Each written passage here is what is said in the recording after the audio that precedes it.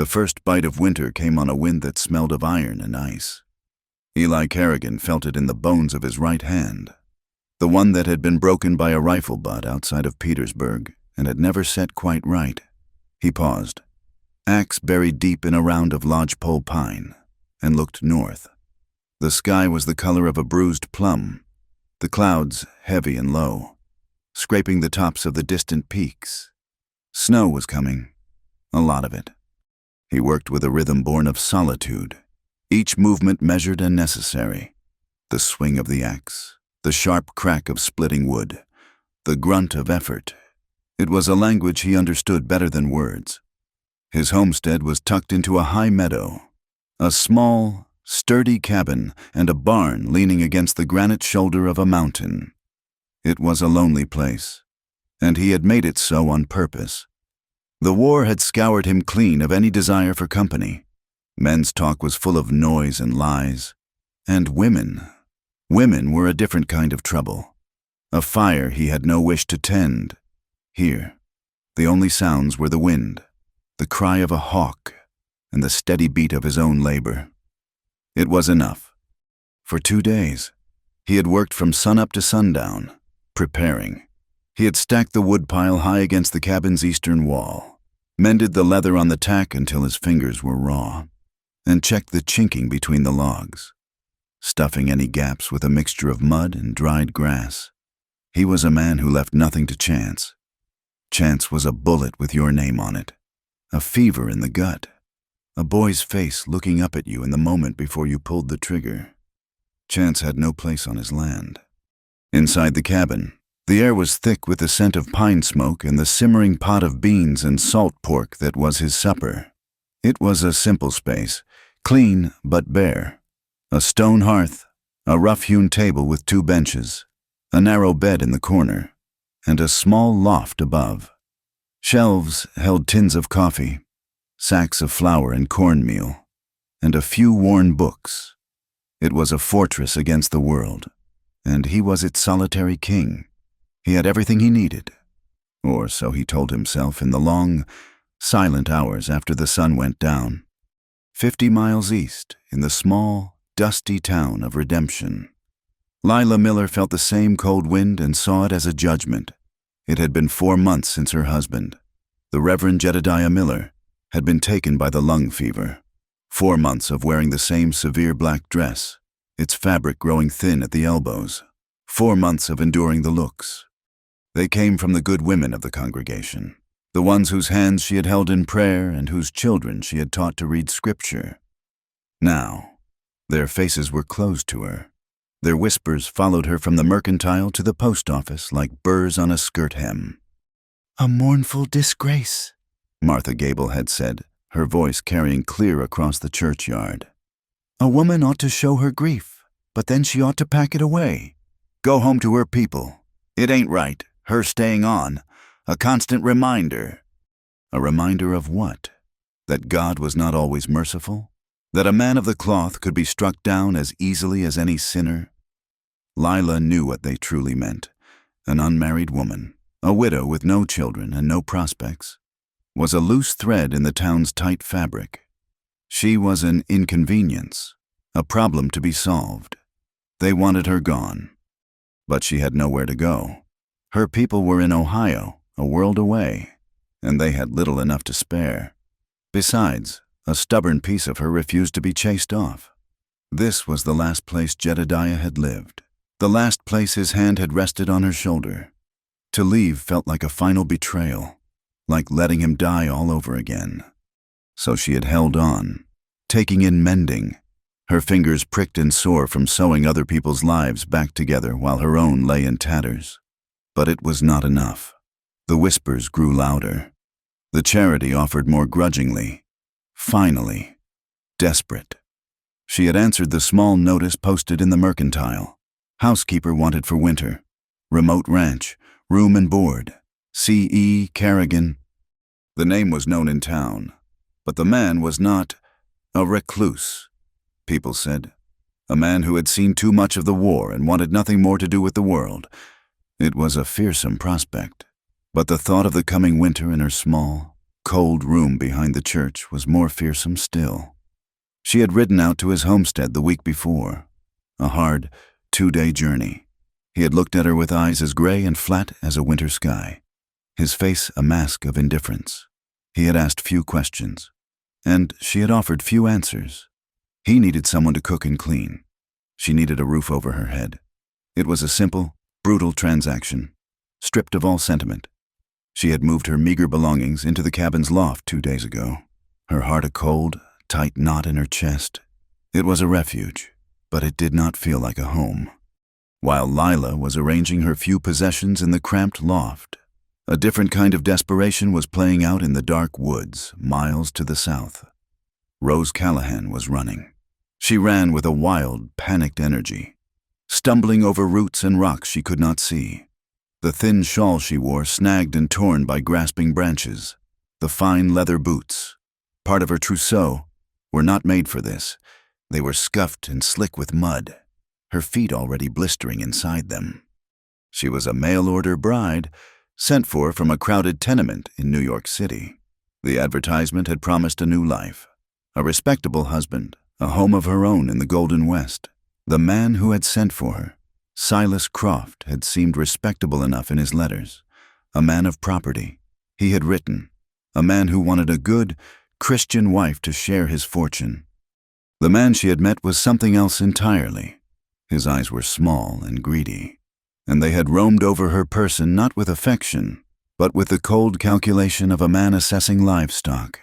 His house was large, but it was filled with a sour, unkempt silence. It was the way he looked at her, the way his hand had closed over her arm, his fingers digging into her flesh, that had sent terror coiling in her belly. "You're mine now," he had said the night before the wedding was to take place, his voice thick with whiskey and a dark sort of pride. A contract is a contract, paid for and delivered. She had seen the look in his eyes then, a brutal hunger that had nothing to do with love or tenderness. She knew, with a certainty that chilled her to the bone, what her wedding night would be. It would not be a union, it would be a violation.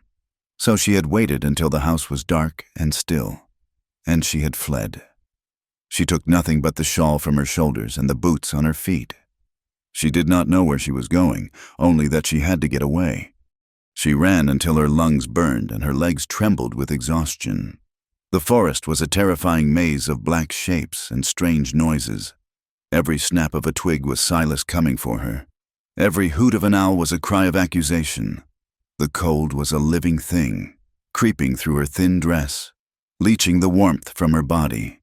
After a time, the fear gave way to a dull, aching misery. She was lost, starving, and freezing. The Golden West was a lie. It was just a colder, bigger version of the trap she had left behind. Finally, her legs would carry her no further. She stumbled into a small clearing, the world tilting and spinning around her. She fell into a drift of early snow, the cold a merciful blanket, and knew nothing more. Eli found her near the creek that marked the southern edge of his property. He had been checking his trap lines, his rifle resting in the crook of his arm. At first, he thought it was a deer, a heap of brown and white against the snow. Then he saw the pale glint of a human hand. He stopped, his body rigid. His first instinct was to turn around, to walk back to his cabin and forget what he had seen. A body meant trouble. It meant questions, sheriffs, and the world of men he had worked so hard to leave behind. A woman's body was the worst kind of trouble. He stood there for a long moment, the wind whipping at his coat, warring with himself. Then he remembered another body, a boy in a ragged gray uniform, his face pale and young, his eyes wide with surprise. Eli had left him lying in the mud, and the memory had followed him for 10 years. He could not leave another one. With a curse that was half a prayer, he walked forward. She was alive, but barely. Her skin was waxy and blue with cold, her breathing shallow. Her dress was torn, and her feet were a mess of blisters and frostbite. He could see the sharp angles of her collarbones through the fabric. She was little more than a girl, and she was starving. He hesitated one last time. looking from her still form to the safety of his cabin, a dark shape against the snow-dusted hillside. Then he sighed, a plume of white in the frigid air. He knelt, gathered her into his arms. She weighed almost nothing, and started the long walk home. The cabin door opened to a gust of frigid air and the sight of Eli Kerrigan filling the frame, a limp, female form in his arms. Lila, who had been scrubbing the tabletop with a fierce, concentrated energy, froze.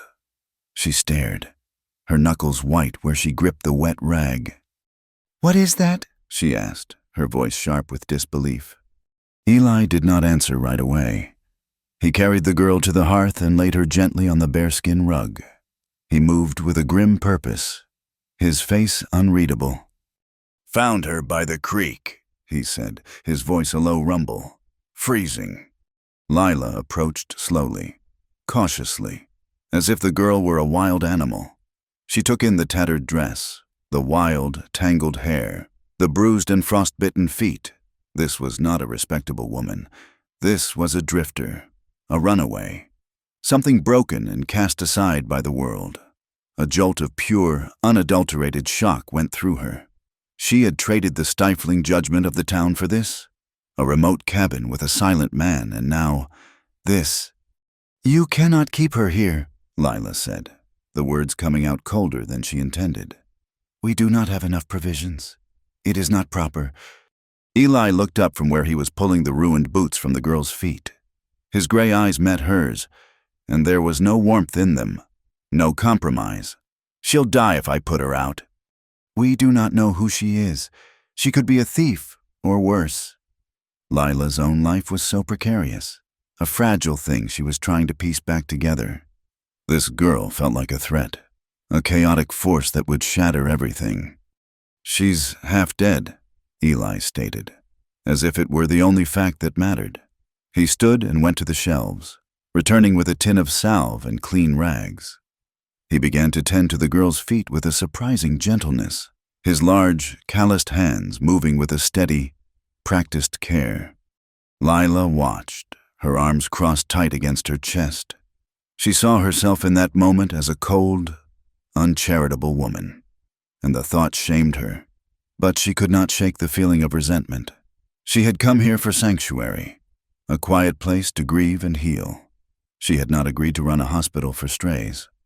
Rose drifted back to consciousness slowly, in fragments. The first thing she felt was warmth, a deep, penetrating heat that seemed to seep into her very bones. The second was the smell of wood smoke and something savory, like beans and meat. She opened her eyes. She was lying on a rug before a massive stone fireplace. A rough wool blanket covered her. A tall, dark-haired man was sitting on a bench nearby, cleaning a rifle, his movements spare and efficient. A woman in a severe black dress stood by a table, her back ramrod straight. Watching her, the woman's face was pale and drawn, her expression a mixture of pity and stern disapproval. Rose had seen that look before, on the faces of the women who ran the orphanages, on the faces of the righteous who pitied the poor but did not trust them. She felt a familiar prickle of defiance. "Where am I?" Rose asked, her voice a hoarse whisper. "My cabin," the man said without looking up from his rifle. "He found you in the snow," the woman added. Her tone clipped. Rose struggled to sit up, a wave of dizziness washing over her. She looked down and saw her feet, clean and wrapped in soft rags. The memory of her flight came rushing back, the darkness, the cold, Silas's cruel face. A shudder ran through her. Lila saw the shudder and her expression softened. Just for a moment, she came forward with a mug of steaming broth. "Here," she said. "Drink this, slowly." Rose took the mug, her hands trembling. The broth was hot and salty, and it felt like life itself pouring down her throat. She looked from the silent man to the severe woman. She was a burden to them, an unwelcome guest. She had escaped one cage only to find herself in another. "I can work," Rose said, her voice stronger now. "I can earn my keep." Lila's lips tightened. "First, You will rest, then we will see. The implication was clear. Your presence here is temporary, a problem to be dealt with. Rose saw Lila not as a fellow woman in a hard world, but as a judge. And Lila saw Rose not as a victim, but as a reckless girl who had brought her troubles down on herself. An invisible line was drawn between them in the small, warm cabin. Eli remained outside their silent conflict. He was the provider, the silent, observant center around which they revolved. He gave them space, his presence a steady, non-judgmental weight in the room. He set out plates of food for them both, gestured for Rose to take the narrow bed in the corner, and climbed into the loft where Lila had been sleeping. Leaving the widow to move her things to a pallet he laid out near the hearth, he asked for no explanations and offered none. The first flakes of snow had begun to fall, thick and heavy, and that was explanation enough. The world outside was disappearing. They were trapped, the three of them, in this small wooden box. That night, as the wind howled around the corners of the cabin and the snow piled up against the door, Eli lay awake on his thin mattress in the loft. He stared into the darkness, the scent of the two women below, one of lye soap and lavender, the other of sweat and fear, filling the small space. He had not wanted this. He had built a life of walls, and now two women were inside them. Their presence was a disturbance, a disruption to the hard-won peace he had cultivated. The scent, the soft sounds of their breathing, pulled him back to the heat and the noise and the mud of the war. The field was a churned mess of red clay and trampled grass outside of Appomattox. The fighting was all but over, the air thick with the smell of gunpowder and blood. He was moving through the trees, a Union scout, his senses on a knife's edge. He saw a flicker of gray moving in the brush ahead. He raised his Spencer, his movements fluid, automatic. A boy stepped out, no older than 16. His uniform was in tatters, his face smeared with dirt and tears. He was holding a rifle, but when he saw Eli, his eyes went wide with terror. He dropped the gun. It landed with a soft thud in the mud. He raised his hands, palms open, trembling. Eli saw it all. He saw the surrender. He saw the youth of the boy, the fuzz on his chin, the fear that made him look like a lost child. But the blood fever of battle was still on him, the kill or be killed instinct that had kept him alive for 4 years. It was a fire in his veins, a roaring in his ears that drowned out reason, that drowned out mercy. He saw not a boy, but a threat. He saw gray, the color of the enemy. He squeezed the trigger. The shot was deafening in the sudden quiet of the woods. The boy crumpled, a look of stunned surprise on his face. He did not make a sound. He just fell. Eli closed his eyes in the dark loft, the image as clear as if it had happened yesterday. That was what passion did. That was what fire did. It made you a monster. It made you kill a child who was trying to give up. He had turned his back on that part of himself. He had come west to freeze it out, to bury it under silence and hard labor. Now, there were two women sleeping below. One was wrapped in a grief as cold and unyielding as his own. The other was a raw, open wound of fear and desperation. They were fire and ice, and he was caught between them. The three of them settled into an awkward, silent routine. The snow fell for 2 days straight, sealing them in completely. They were a household of ghosts, each haunted by their own past. Lila moved with a stiff, quiet efficiency, cooking and cleaning, her silence a wall of disapproval. Rose stayed mostly by the fire, regaining her strength, her eyes wary and resentful. And Eli tended the animals in the barn, chopped wood, and sat by the fire in the evenings, cleaning his guns or mending leather. A silent, brooding presence. They ate their meals at the rough table without speaking. The only sounds, the scrape of spoons against tin plates and the relentless howling of the wind outside. The cabin was a refuge from the storm, but inside, each of them was locked in their own private prison of grief, distrust, and shame. The world had shrunk to the size of the cabin, and its walls were made of snow. Days bled into one another, marked only by the rising and setting of a sun they could not see, a pale luminescence behind a featureless white sky. The relentless wind was a constant companion, moaning around the eaves and rattling the single window pane. Inside this forced intimacy, a quiet, brittle truce had formed. Survival demanded cooperation. Each morning, Lila would rise first, her movements spare and silent as she coaxed the embers in the hearth back to life. Rose would wake soon after, her youth betrayed by the weary set of her shoulders, and haul buckets of snow to melt for water. They worked together, a silent pair of gears in the small machine of the household. They kneaded bread on the same floured tabletop, their elbows sometimes brushing, a contact that would cause them both to flinch and pull away. They mended Eli's rough work shirts by the fire, their needles moving in a tense, unspoken rhythm. There was no warmth between them, only a shared purpose.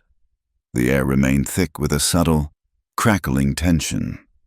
Lila's quiet judgment was in the precise way she folded a blanket, a silent rebuke to Rose's more careless movements.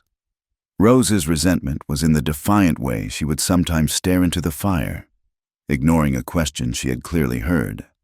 They orbited each other like two wary planets, held together by the gravity of Eli's presence but kept apart by their own private sorrows.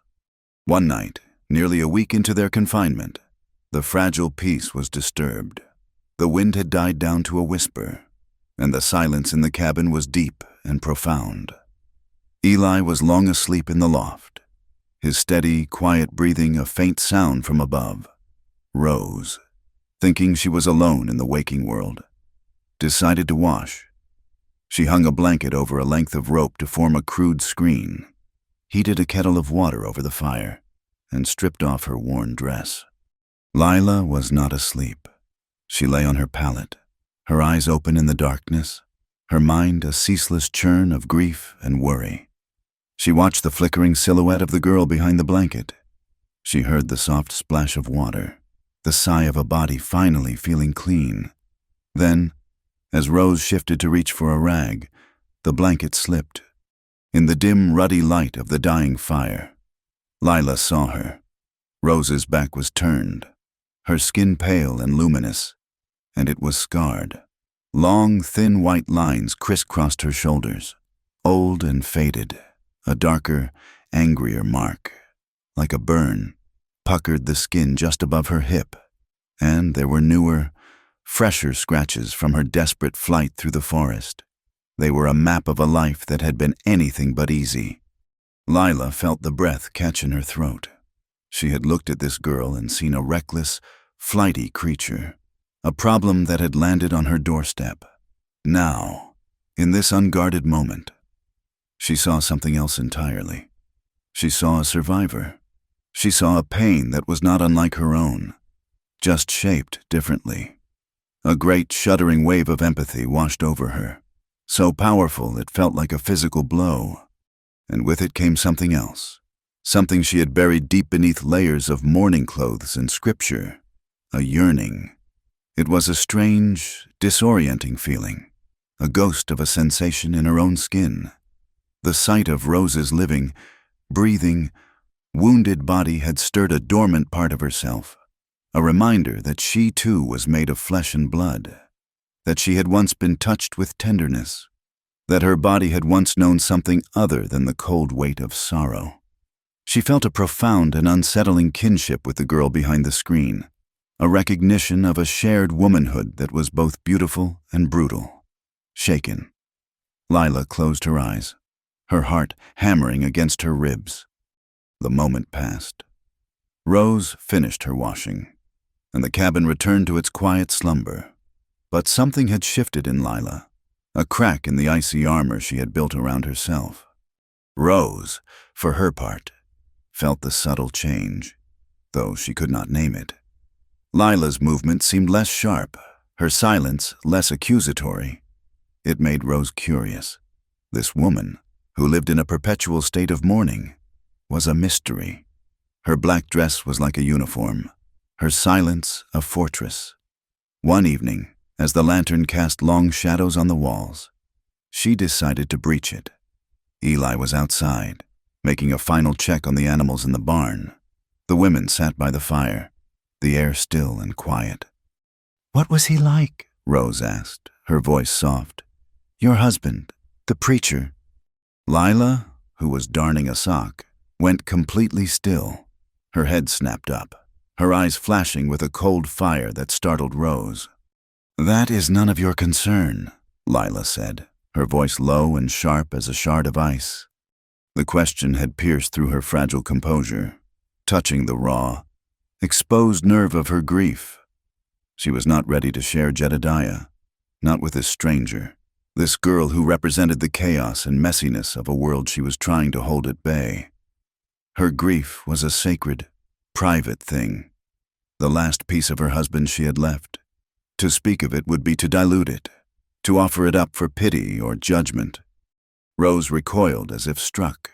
The brief flicker of softness she had imagined in Lila was gone, replaced by the same cold, judgmental woman she had first met. "I was only asking," she mumbled, turning back to the fire, her cheeks burning with humiliation. The wall between them was back up, higher and thicker than before. Eli saw it all.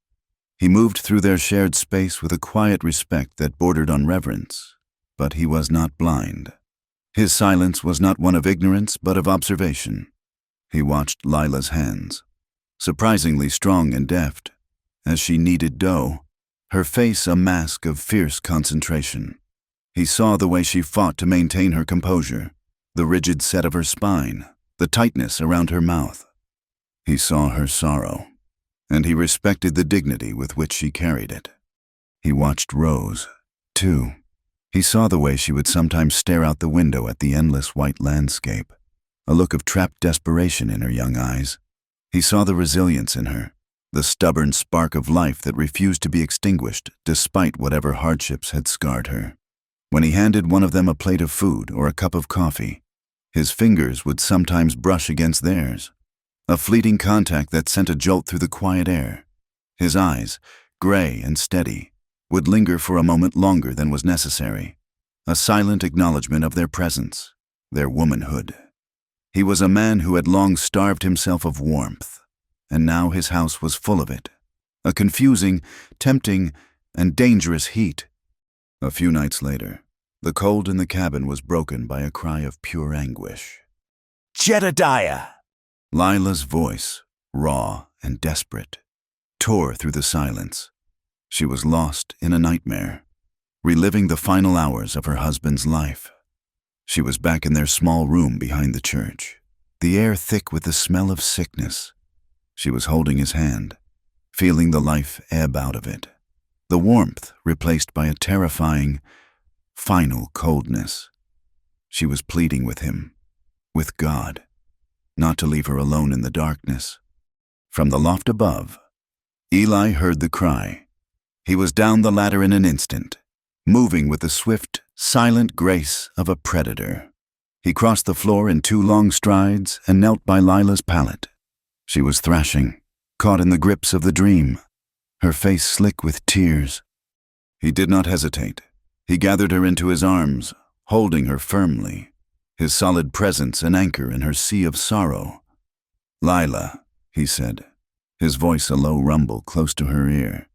"Wake up, you are safe. It is only a dream." She came awake with a shuddering gasp, her body trembling violently. She found herself held fast against a chest as broad and solid as an oak tree. The scent of pine, leather, and clean male sweat filled her senses. For a moment, she was utterly disoriented. Then she realized it was Eli. She stiffened, embarrassed, but he did not let her go. He just held her, his hand rubbing her back in a slow, steady circle until the trembling subsided. Across the room, in the narrow bed in the corner, Rose was wide awake. She had been woken by Lila's cry. In the flickering firelight, she saw the scene unfold. She saw the big, quiet rancher holding the preacher's widow, his dark head bent over hers, his form protective, intimate. It looked like a private moment, one she had no right to witness. A sharp, unfamiliar pang went through her.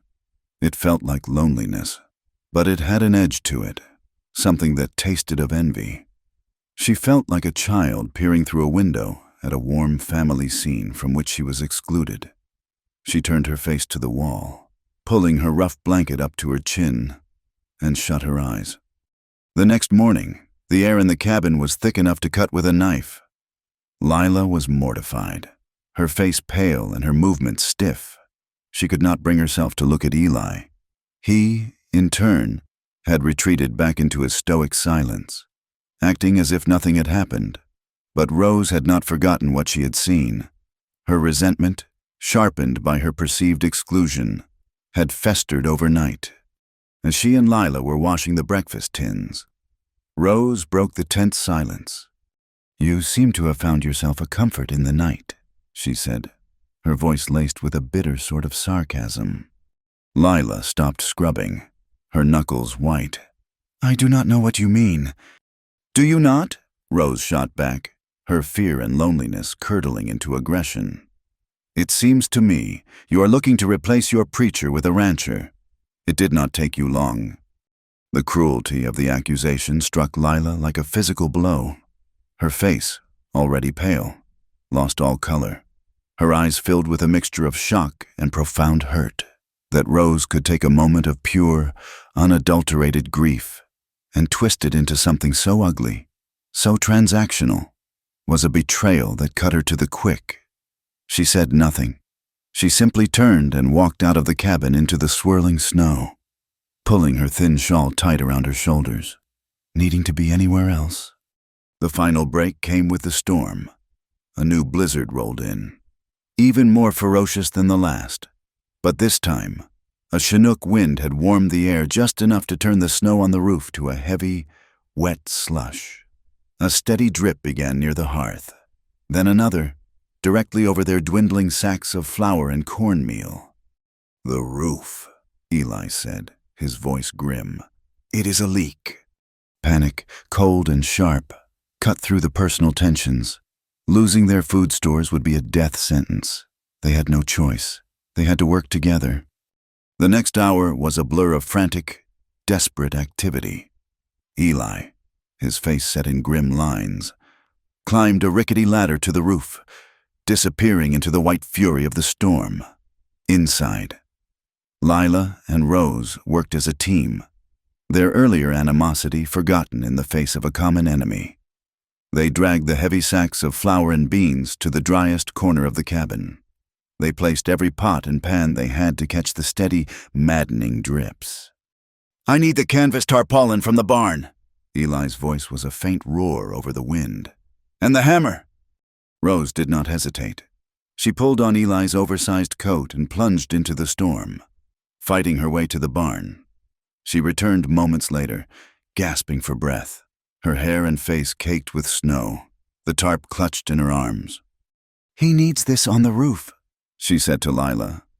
"The ladder is too slick with ice," Lila countered, her voice tight with worry. "We have no choice," Rose said. She started up the ladder, Lila holding the base for dear life. Rose climbed rung by icy rung, the wind tearing at her, threatening to rip her from her perch. She was nearly at the top, reaching up to hand the hammer to Eli's waiting hand, when her foot slipped. A small cry was ripped from her throat as she fell backward into the empty air. Time seemed to slow. Lila screamed, but Eli moved with an impossible speed. He did not climb down. He launched himself from the edge of the roof, landing in the deep snow below with a grace that defied his size. He was there as Rose fell, his arms shooting out, catching her, breaking her fall. He stumbled back a step from the impact, but he held her fast. For a long moment, they stayed like that, locked together. Rose was pressed against his chest, her face buried in the rough wool of his coat. She could feel the hammering of his heart, or maybe it was her own. His arms were a circle of solid, unyielding strength around her. She was safe. He had caught her. He had saved her. He slowly loosened his grip, his hands steadying her as she found her footing. Their eyes met. His were dark and intense, filled with a concern that went beyond simple duty. She could not look away. From the doorway, Lila watched, her own heart a wild drum against her ribs, a confusing mix of terror, relief, and something she could not yet name. That night, the storm finally exhausted itself, its fury replaced by a deep, profound silence. The roof was patched, the cabin was warm and dry. The three of them sat huddled together near the hearth, sharing the heat of the fire and the heat of their own bodies. They were exhausted, their clothes still damp, their muscles aching. No one spoke. The words they had used before, words of anger, of judgment, of grief, seemed useless now, like artifacts from another life. The silence that fell between them was different. It was not a void, but a presence. It was heavy, charged, and deeply aware. Eli sat in the middle, a solid, steady presence. He looked at Lila, her face softened and made vulnerable by the firelight, her usual severity washed away by the day's events. He turned his head and looked at Rose, who was staring into the flames, a smudge of dirt on her cheek, her eyes wide and luminous. She felt his gaze and looked up, meeting his eyes across the flickering space between them.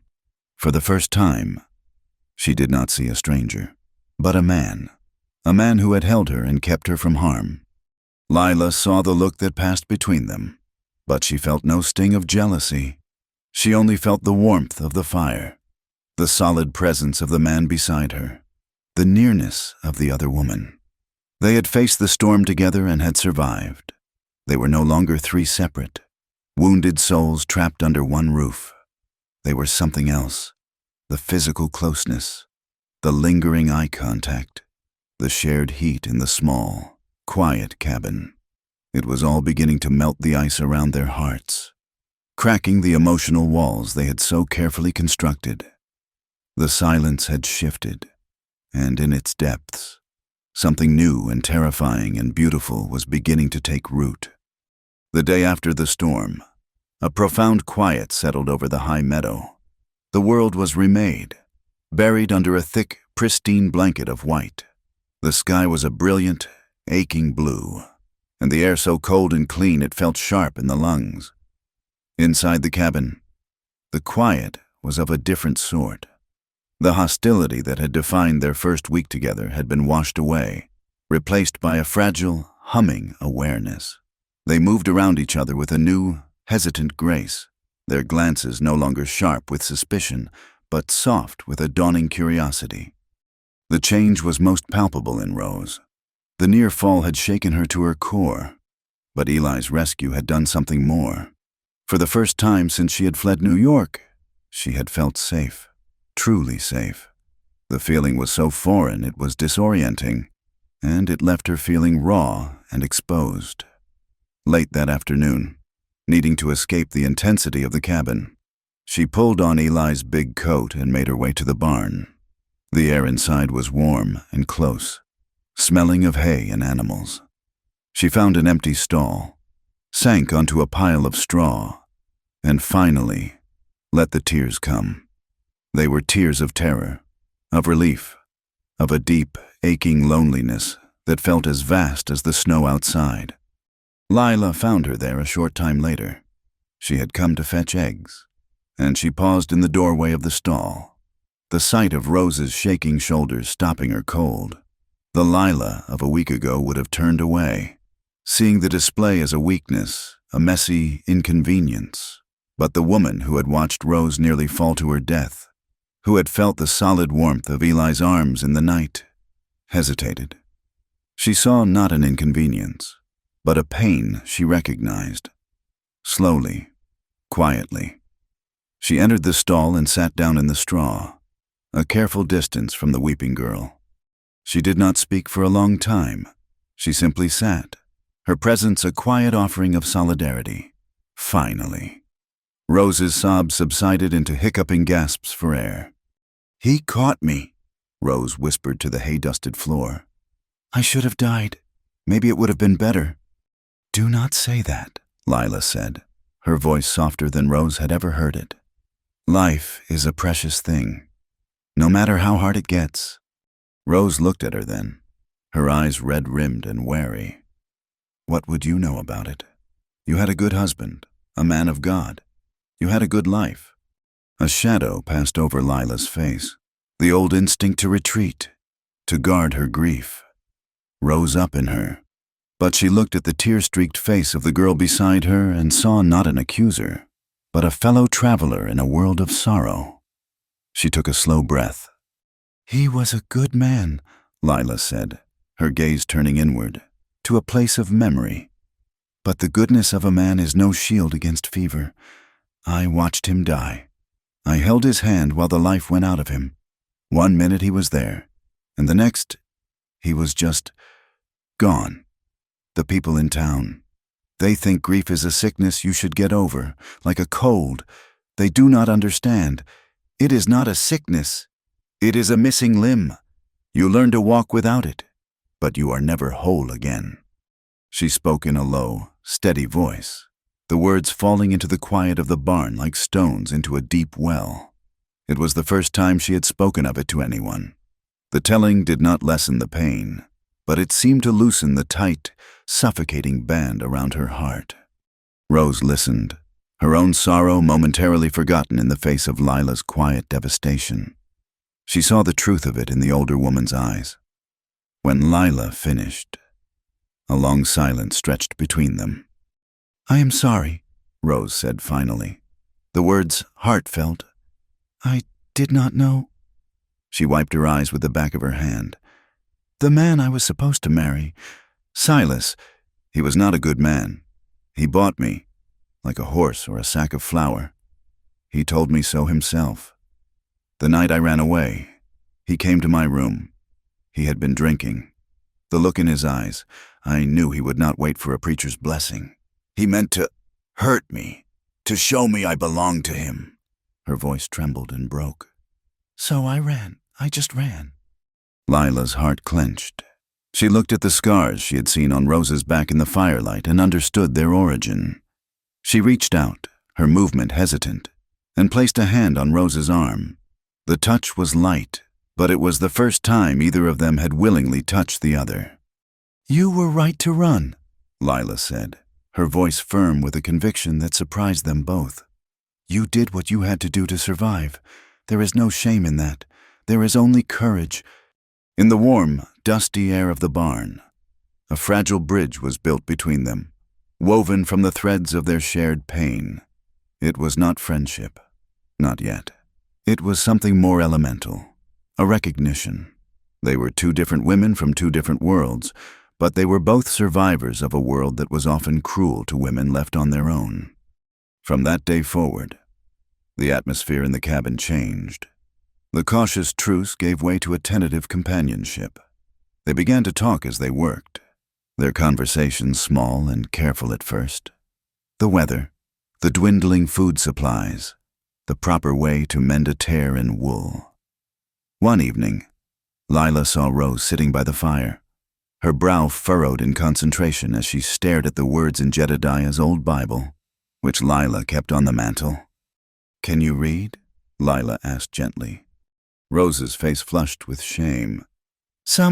The easy words. I never had much schooling." Lila picked up the heavy book. "My husband taught me that Scripture is not meant to be a lock, but a key. It can open a door, if you let it." She sat beside Rose. "Let us start with the Psalms. The words are beautiful and simpler than they sound." And so their lessons began. Each evening, by the light of the lantern, Lila's patient voice would sound out the syllables, and Rose's halting one would repeat them. It was an act of profound generosity. Lila was not trying to save Rose's soul. She was giving her a tool, a piece of the world that had been denied her. And in teaching, Lila found a purpose that had been missing since her husband's death. She was no longer just a widow. She was a teacher again. Eli watched this transformation with a quiet, astonished stillness. He had taken in two wounded, mistrustful creatures, and now he was watching them heal each other. The warmth that grew between them began to fill the cold, empty spaces of his cabin, of his life. It was a warmth he found himself drawn to, like a half-frozen man to a fire. He began to linger after supper, not speaking much, but listening to the soft murmur of their voices as they read. He would clean a rifle or oil a piece of tack, his hands busy, but his attention was fixed on them. The cabin no longer felt like his fortress. It was starting to feel like a home. His presence, in turn, began to change. He was no longer just a silent provider. He was a man, and they were women, and the close quarters made this impossible to ignore. His touches, once purely functional, became charged with an unspoken meaning. When he passed a plate to Lila, his fingers would brush hers, and she would feel a jolt, a warmth that spread up her arm. When Rose reached for the coffee pot at the same time he did, his large hand would cover hers for a half-second, and she would snatch it back, her heart suddenly racing. Their eyes would meet across the table, his gaze steady and deep, and a silent conversation would pass between the three of them, a complex language of longing, curiosity, and fear. One night at supper, the tension was a palpable thing, thick and heavy in the air. Eli had spent the day hunting and had brought back a rabbit, which Lila had turned into a rich, savory stew. They ate in their usual quiet, but it was a quiet filled with unspoken thoughts. As Eli reached for the bread, his arm brushed against Lila's. She did not pull away. Instead, under the rough-hewn surface of the table, she deliberately, carefully, laid her hand over his. It was a scandalous, revolutionary act. His hand was large, calloused, and warm. It stilled completely under hers. He did not look at her. He did not move a muscle. He just sat there, his hand a captive under her own, and continued to chew his food as if nothing had happened. But a muscle twitched in his jaw, and he did not pull away. Across the table, Rose saw it. She saw the slight, downward shift of Lila's shoulder, the way Eli's hand froze for a moment on its way to his mouth. She saw the current that passed between them, as clear and powerful as a lightning strike. A knot tightened in her stomach. It was not anger. It was a cold, sharp fear. The fear of being left behind again, of being the one not chosen.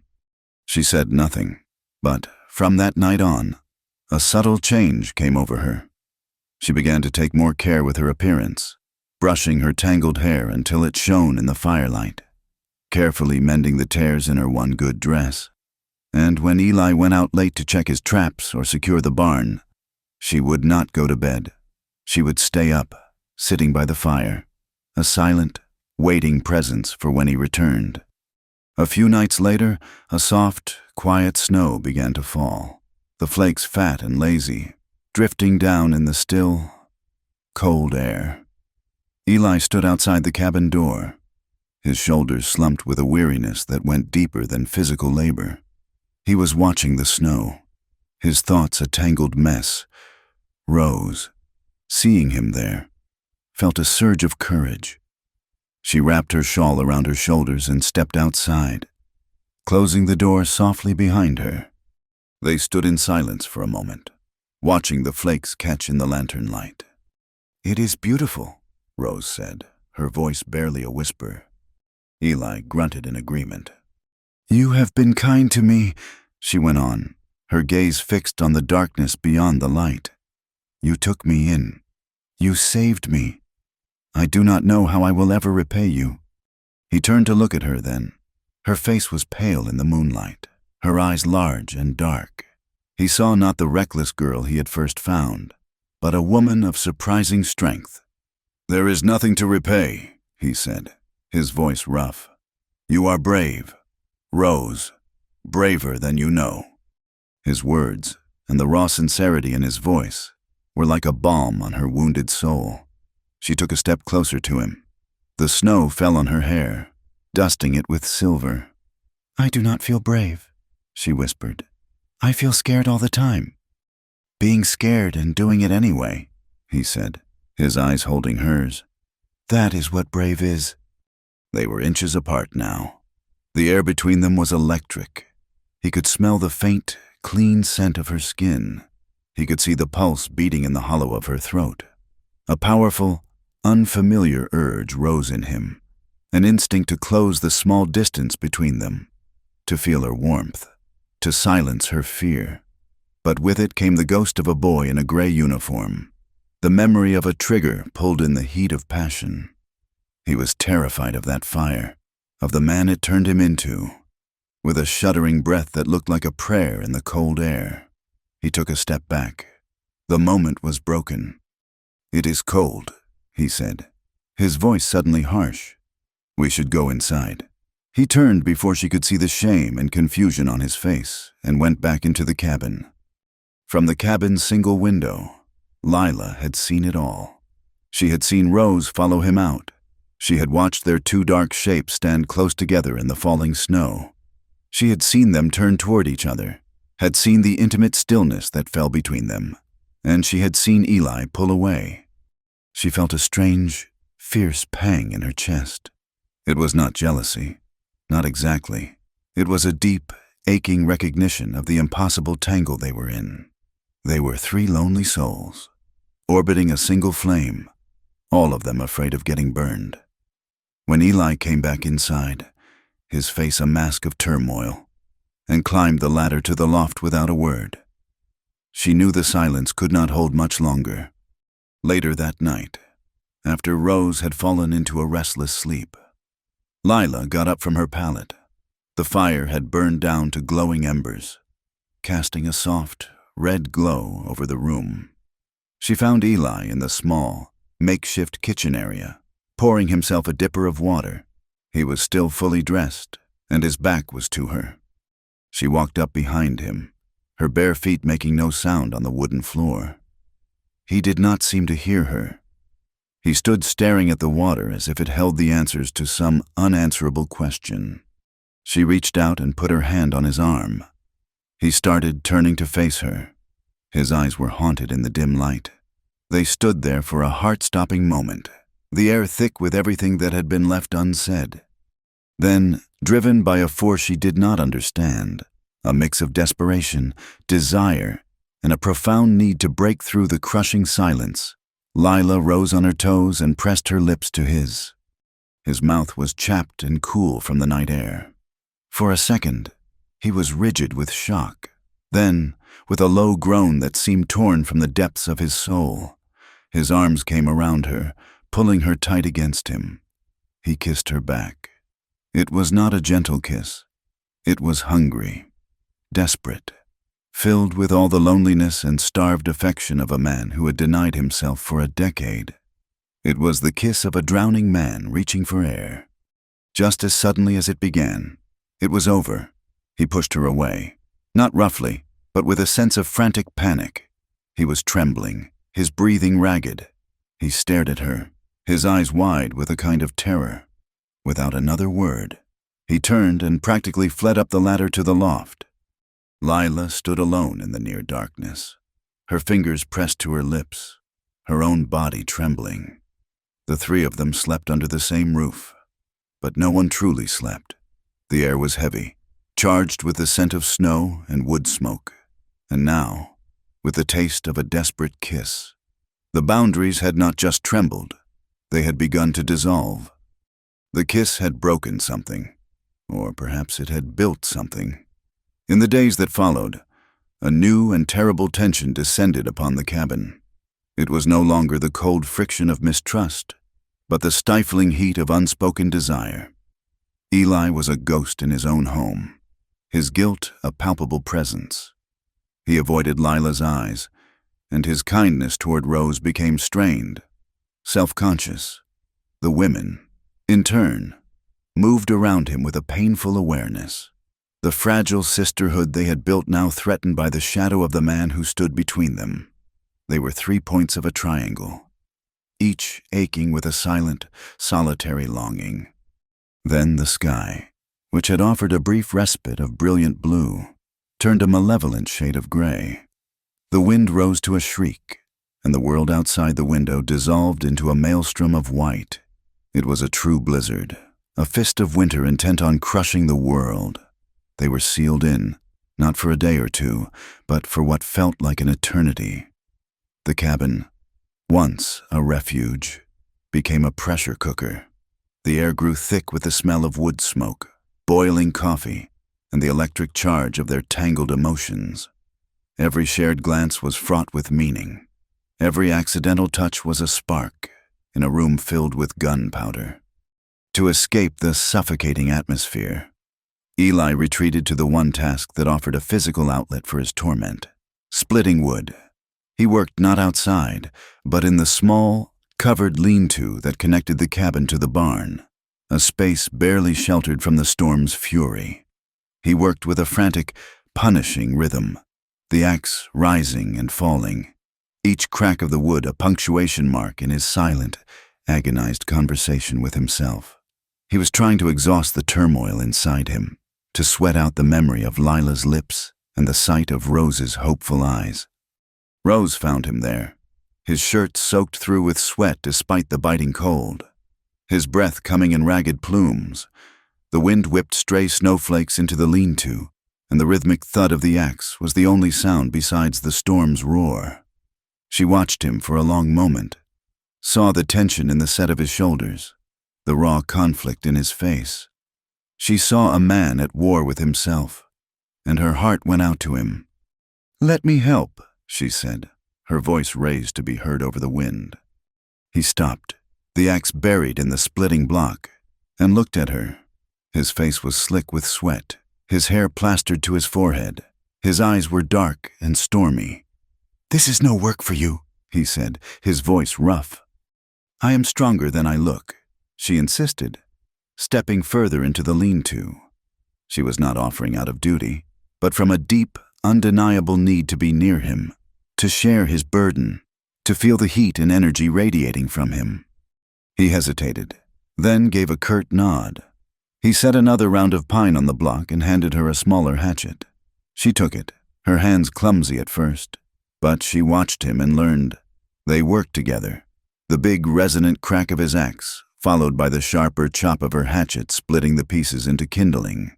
They did not speak, but a powerful rhythm developed between them, a shared labor that was more intimate than any conversation.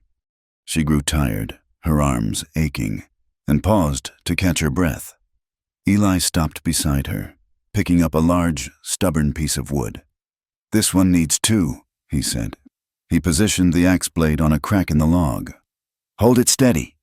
Rose placed her hands on the axe handle, her fingers gripping the cold, worn wood. Eli placed his hands over hers. The world stopped. His hands were huge, completely enveloping her own. The calloused roughness of his palms, the surprising heat of his skin through the frigid air, the sheer strength in his grip. It was an avalanche of sensation. She could feel the pulse in his wrist, strong and steady against the back of her hand. She looked up at him. His face was inches from hers, his gaze intense, burning. The roar of the blizzard faded to a dull hum. All that existed was the circle of his arms, the warmth of his hands, the dark question in his eyes.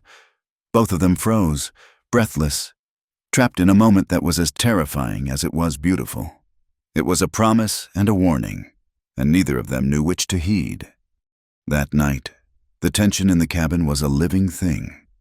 The three of them sat by the fire, the silence stretching and tightening like a raw nerve.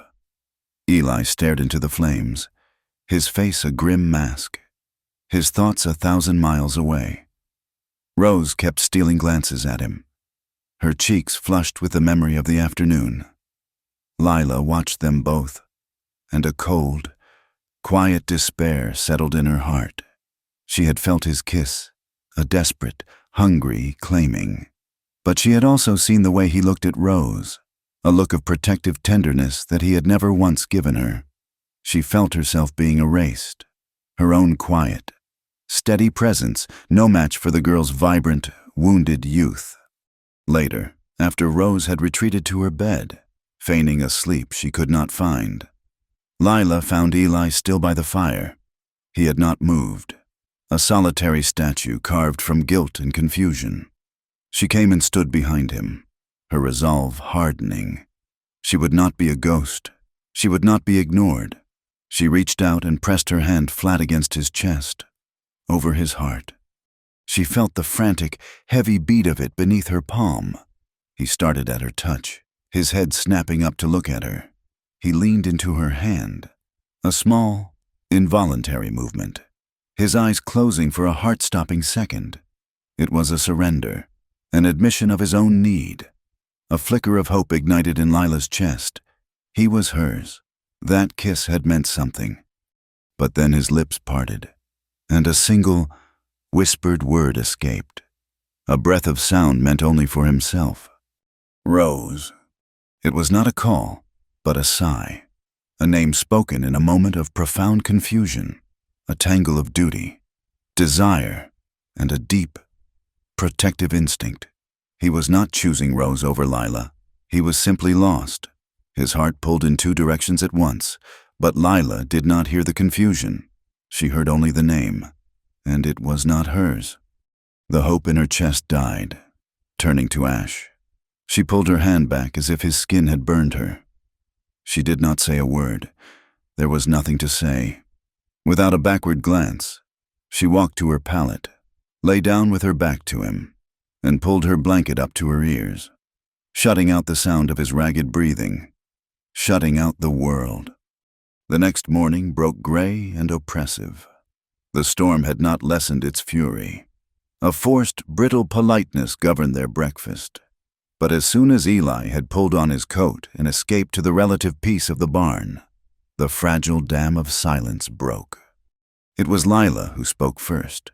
She stood by the table, her hands clenched at her sides, her face pale and etched with sleeplessness. "I cannot continue like this," she said, her voice low and trembling.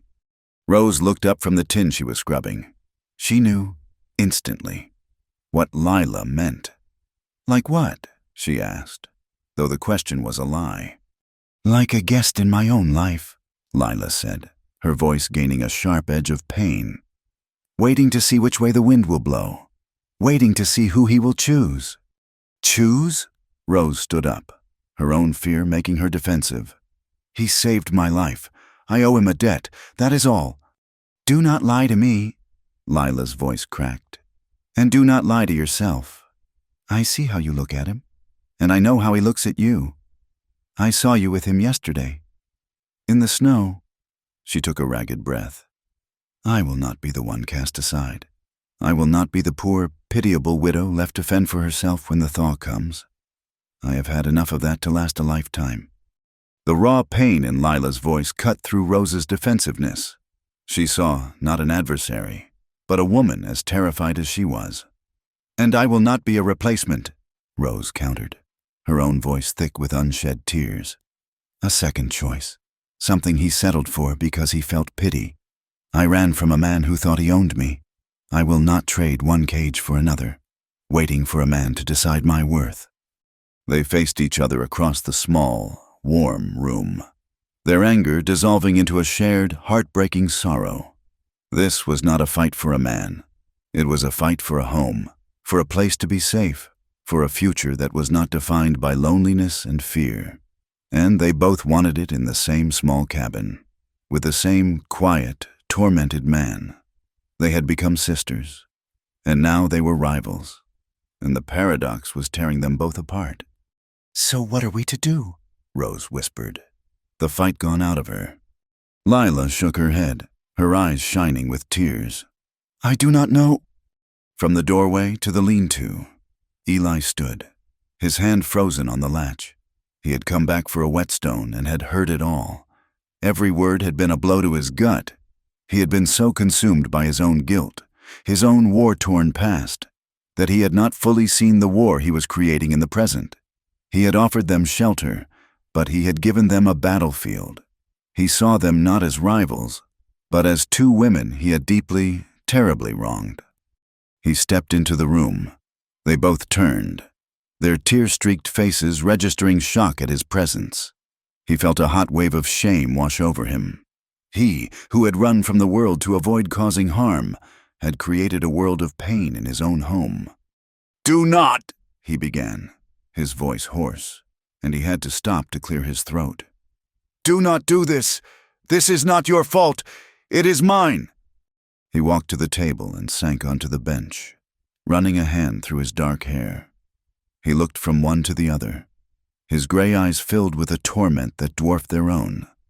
"When I came back from the war," he said, his voice low and strained, "I was empty.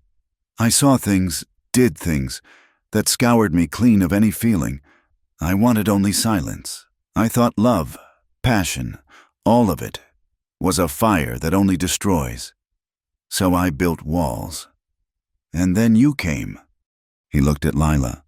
"You came with your grief, carrying it with such dignity. You are so strong. Lila, you are like the rocks on this mountain, quiet and unbreakable. I would watch you, and I would feel a respect so deep it frightened me. It felt like coming home to a place I had never been." Then he turned his gaze to Rose. "And then you were like a half-frozen bird, but there was a fire in you that even the snow could not put out.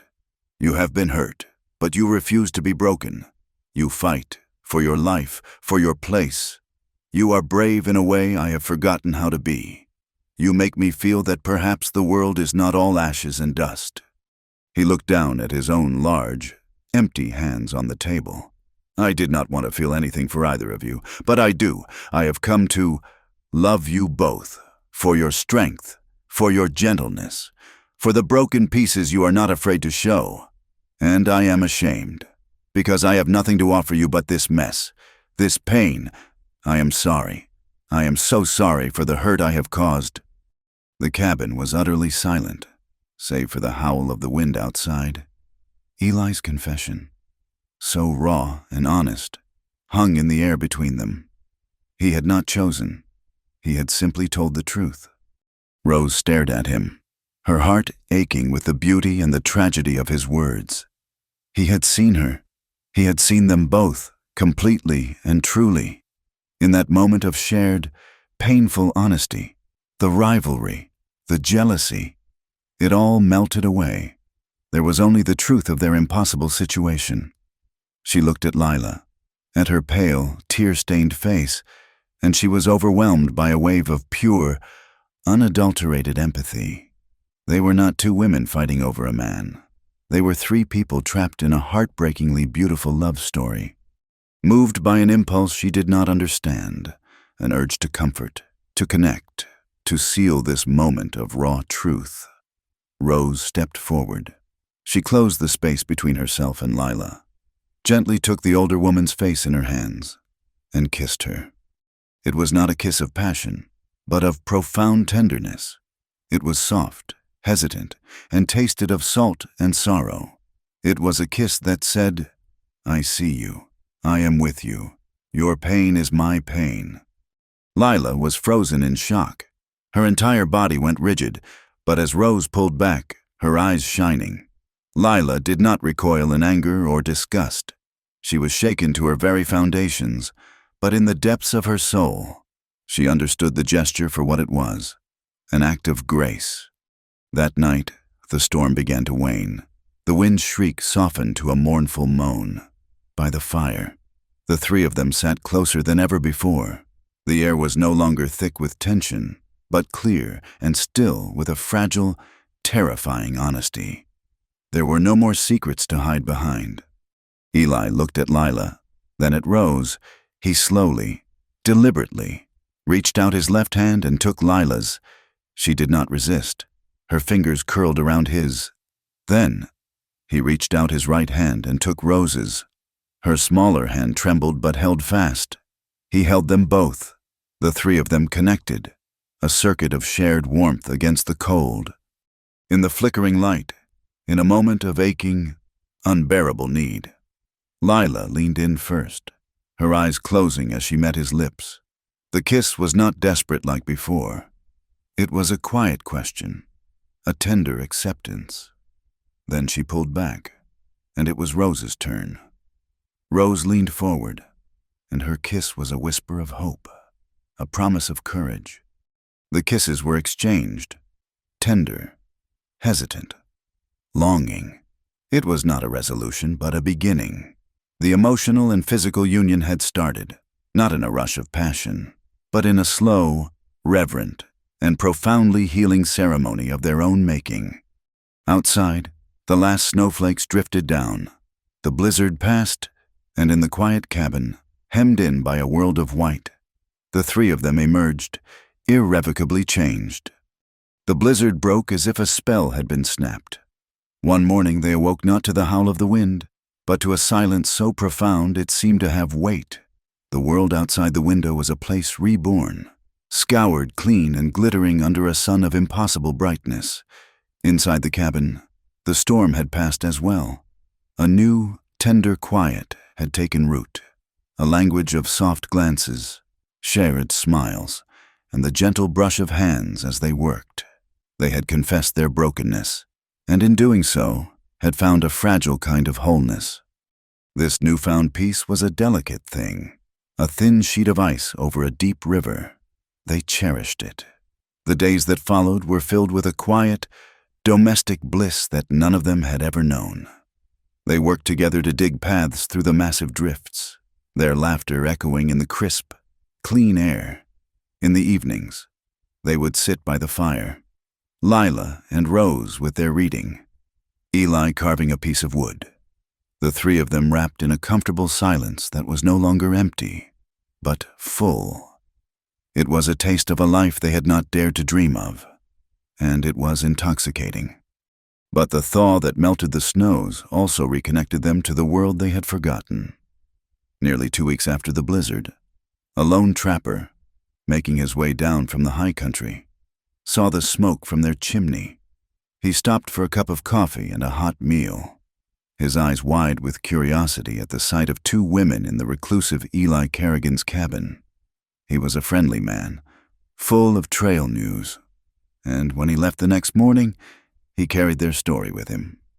It took less than a week for the story to curdle into gossip, and for the gossip to reach the ears of Silas Croft.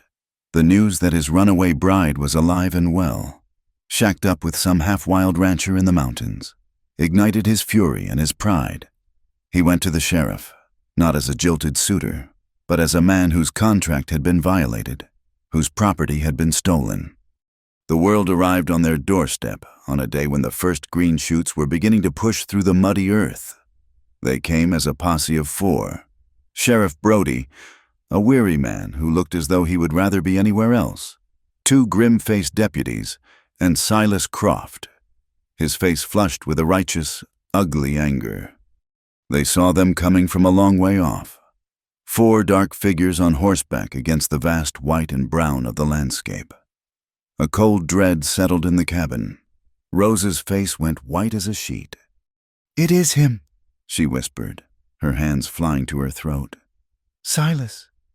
Eli moved to stand in front of her, his body a solid, protective wall. "Stay inside," he said, his voice a low growl. But Lila, her face set like stone, stepped up to stand beside him.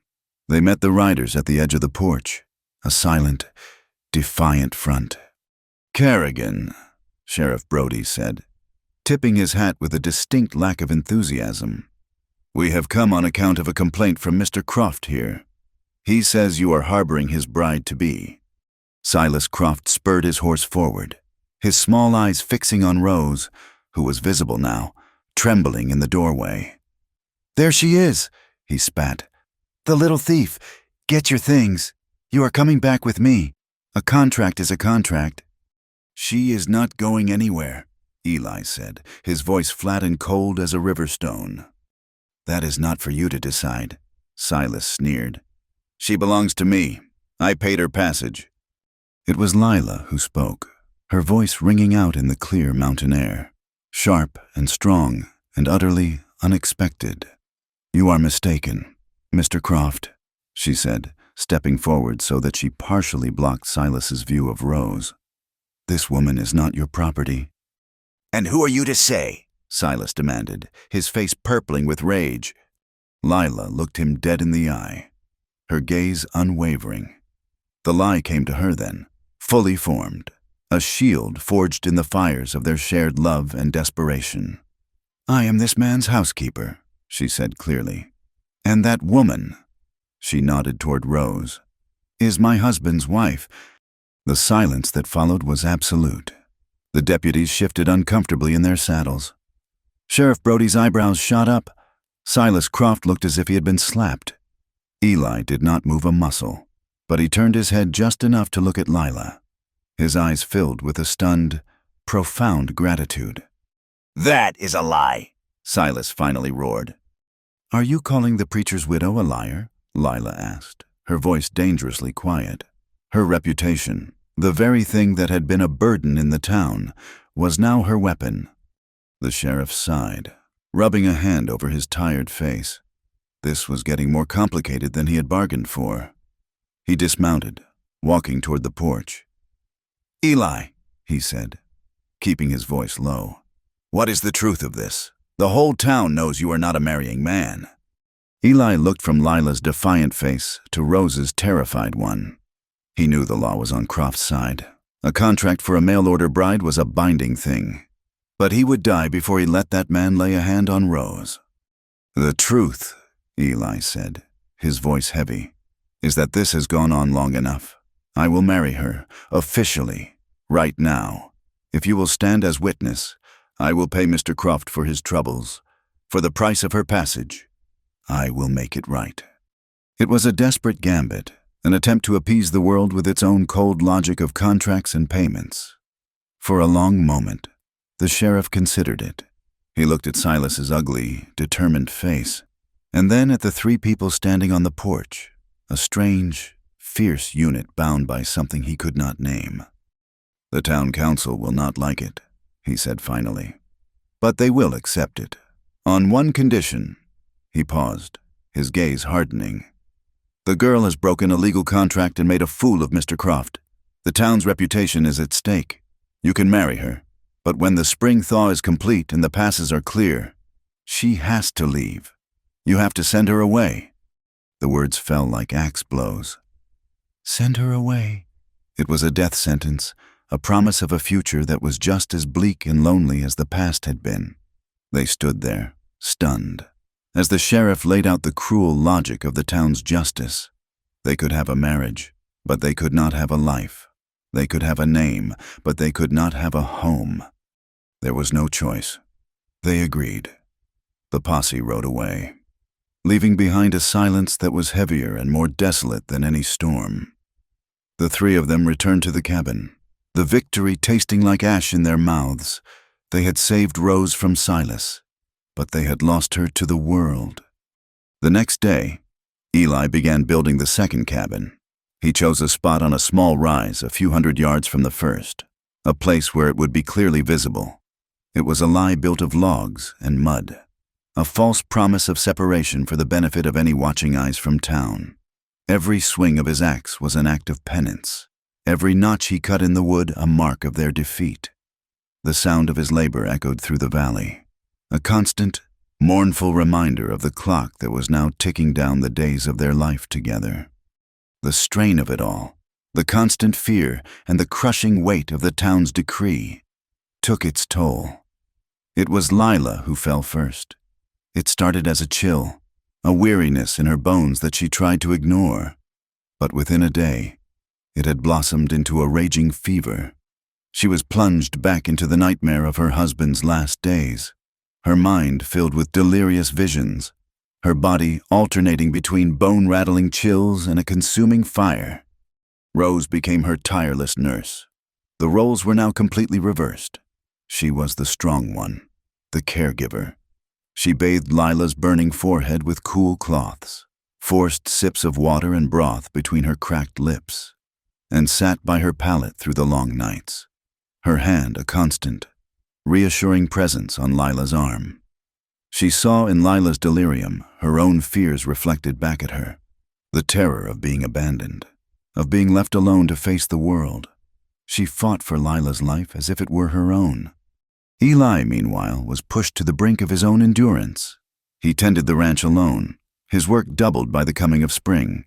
He milked the cow, fed the chickens, mucked out the barn, and continued the heartbreaking work on the second cabin, all while his heart was breaking in the first. He barely slept, haunted by the sound of Lila's fevered moans and Rose's exhausted weeping. He would come in from his work, his body screaming with fatigue, and just stand in the doorway, watching the woman he loved nurse the other woman he loved, his sanity fraying like a worn rope. The fever broke on the 5th day. Lila awoke to the pale light of dawn, her mind clear for the first time in what felt like an eternity. The first thing she saw was Rose, asleep in a chair beside her, her head fallen forward at an awkward angle, her face pale and shadowed with exhaustion. The first thing she felt was Rose's hand, still clutching her own. In that moment, Lila knew a truth so deep and profound it shook her to her soul.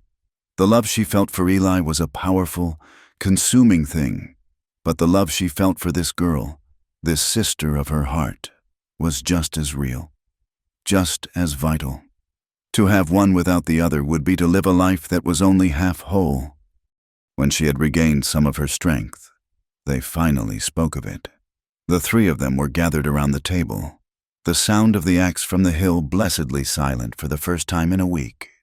"I was so afraid," Lila said, her voice still weak, her gaze moving from Rose to Eli. "When I was sick, I dreamed I was alone again, and it was not just Jedediah I was missing. It was both of you." She looked at Rose, her eyes shining with unshed tears. "I do not want love if it means losing my sister. I want this, our home, our sanctuary. I want Rose to stay." Eli ran a hand over his face, the picture of exhaustion and despair. "Lila, you know what the sheriff said. They will be back when the pass is clear. There is no choice." "There is always a choice," she insisted, a new strength in her voice. He finally broke. The stoic rancher, the battle-hardened soldier, looked up at them, his eyes filled with a raw, naked anguish. "Do you not think I know that?" he asked, his voice cracking. "Do you not think I lie awake every night trying to find a way? I cannot choose. I will not. To choose one of you would be to cut my own heart in half. I would rather have nothing at all than to lose one of you." It was then that Rose, who had been listening in silence, spoke. Her voice was quiet, but it was filled with a strength that none of them had heard before. She had been bought and sold, promised and bartered, and she was done with it. She looked at Eli, and then at Lila, her found family, her home. "Then do not choose," she said. She stood up and came to the table, placing her hands over theirs. "I spent my whole life being chosen, or not chosen, being a prize for one man, a burden for another. I do not want to be chosen over someone. Not anymore.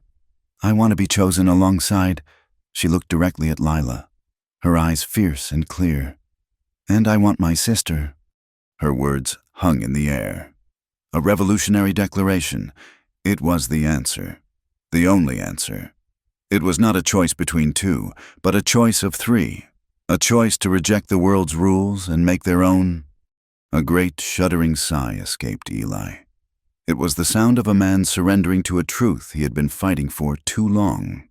He looked at the 2 women, his women, and for the first time since the posse had arrived, a glimmer of hope returned to his eyes. The spring thaw came in earnest then, as if the world itself were responding to their decision. The last of the snow melted, revealing a land that was bursting with new life. The creek swelled to a rushing, joyful song. Wildflowers exploded across the meadow in a riot of color: blue lupine, yellow balsam root, and the fiery red of Indian paintbrush. On a warm afternoon, with the sun slanting through the open cabin door, Rose and Lila prepared a meal together. It was a feast of celebration, a quiet vow.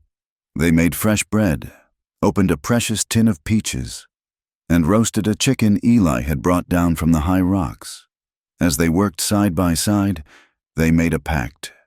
They would not be separated. Whatever came, they would face it together. They would stay with Eli, if he would let them. That night, as the stars began to appear in the velvet sky, the 3 of them sat on the porch. The false cabin on the hill was a dark, silent silhouette against the twilight. The air was soft, filled with the scent of pine and damp earth. When the last of the light had faded, Rose and Lila stood up. They did not speak. They did not need to. They each took one of Eli's hands. He looked up at them, his face filled with a question they had already answered.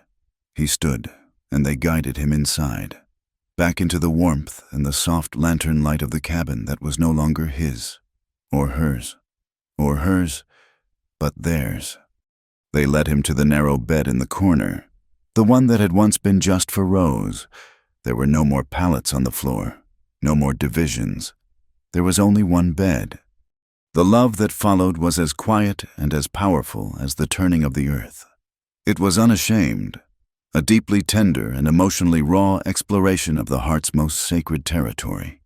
It was filled with whispered apologies for past hurts, with a fierce, undeniable desire that had been suppressed for too long, and with a mutual healing that stitched together the broken pieces of their souls. In the small, quiet cabin, under a single quilt, 3 solitary people finally, completely became a family. The arrival of the traveling judge was announced by a notice tacked to the door of the Redemption Mercantile.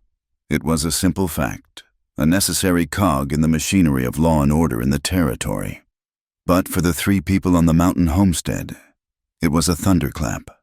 It was both a threat and an opportunity, a chance to forge their lie into something that might pass for truth in the eyes of the world. The decision to go was made in silence. One morning, Eli hitched the wagon, and Lila and Rose emerged from the cabin wearing their best mended dresses. The journey down from the high country was a descent into a world they had left behind. The mountains, which had been their sanctuary, now seemed to look down upon them with a cold, indifferent judgment. They did not speak of what they would do, or what they would say. They had lived their truth for months, and now they had to bury it again beneath a careful construction of words and omissions. The town of Redemption was a bustle of activity. The judge's presence had drawn people from miles around, all seeking to have their disputes settled, their contracts witnessed, and their unions blessed. Eli, Lila, and Rose moved through the crowd like ghosts, their faces set, their purpose a heavy weight in their bellies. The ceremony was conducted in the judge's stuffy, temporary office at the back of the sheriff's building.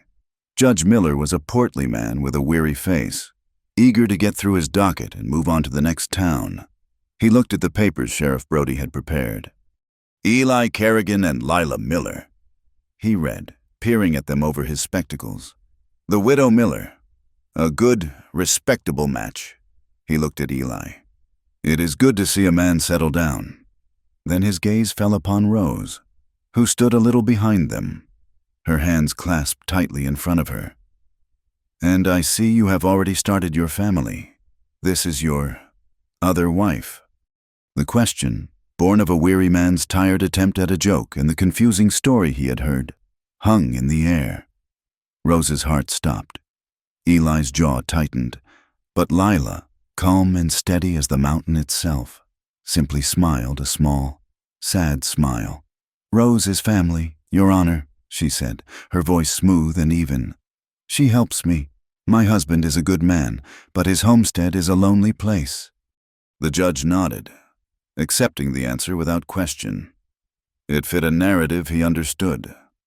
A lonely ranch, a new wife, a young female companion to help with the chores. It was plausible. He turned back to his papers, and the moment of danger passed. The vows were spoken, the words simple and ancient. Eli's voice was a low rumble. Lila's a clear, steady note. They signed the papers. Eli Kerrigan and Lila Miller were now, in the eyes of God and the Colorado Territory, husband and wife. As they stepped out into the harsh afternoon sun, the lie had become law. They did not speak of it on the long ride home. They simply knew. They would say nothing further. The world could have its story. They would keep their truth. And so, their life settled into a new shape, a complex braid of public fiction and private fact. The seasons turned, painting the high meadow in new colors. The story of Eli Kerrigan's two wives became a piece of local lore, a subject of gossip over sewing circles and saloon bars. The false cabin on the hill, its windows dark and empty, stood as a monument to their strange arrangement. But no one interfered. The world, it seemed, was willing to tolerate a mystery as long as it kept to itself. Eli's ranch began to grow. With 2 pairs of helping hands, the work that had once threatened to crush him became manageable. Then prosperous, he bought more cattle, cleared more land for pasture, and built a new, sturdier fence around the meadow. The hard labor was a balm to his soul, and the sight of his home, thriving and full, was a quiet, daily miracle. Lila, no longer just the preacher's widow, found a new calling. Word had spread of her patient teaching with Rose.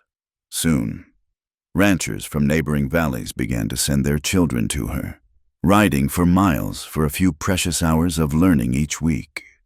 She held class in the main room of the cabin, her voice a gentle, steady presence as she taught letters and sums. She was shaping the future of the territory, one child at a time, and in doing so, she was reclaiming her own. Rose, the girl who had arrived with nothing but the clothes on her back and the scars of her past, bloomed. She planted a garden in the rich soil behind the cabin, and it flourished under her devoted care. Rows of beans and squash grew alongside fragrant patches of lavender, chamomile, and yarrow. She had a natural gift for the earth, a knowledge of plants that seemed to come from a place deep inside her. She began to make tinctures and salves, remedies for coughs, for burns, for the small aches and pains of a hard life. Her neighbors, at first hesitant, began to seek her out, trusting her gentle hands and her quiet wisdom. She was no longer a runaway, but a healer. They became known in the grudging parlance of the town as peculiar but good-hearted folk. They would occasionally host dinners, inviting a neighboring family to share their table. At these gatherings, no questions were ever asked about their arrangement, but glances would linger. Visitors would watch the easy, affectionate way the 3 of them moved around each other, the way Eli's hand would rest for a moment on Lila's shoulder, the way Rose would laugh at something he whispered, the way Lila would look at Rose with an expression of pure, uncomplicated love.